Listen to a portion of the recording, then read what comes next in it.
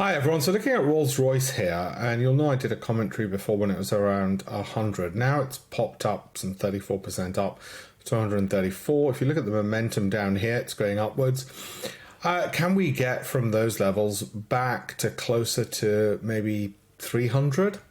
Again, how long would it take? So we're still talking about, well, let's even say 260. So we're talking about 100% return, and how long would it take? In the past, as I said, when it was at 100 at these levels, and even here, when it's gone to these levels, it has continued upward, sometimes only as high as 200 and then dropped back. Sometimes it spent, what, a good 2 years at a high level before moving upwards. So I'd have to give myself at least 2 years in Rolls-Royce to try and look at that 100% return. What's the downside? Well, the downside is you go back from 134 back down to, well, 50% loss. You end up somewhere down here and waiting, and you could be stuck in the stock for 5 years without anything to show for it. So you've got an opportunity cost of time.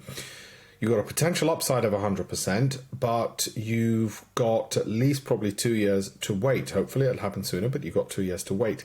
Is that a reward risk time framework that you'd be happy with? Probably not for most people, but I thought I'd raise it. It's a popular stock and it's had a good run up at the moment. And that's my view on it going forward. Some of you might say on that reward risk time matrix, you're happy for it. Remember, this is not part of my great investments program where I'm looking for cash flow rich, profit rich, turnover growing companies.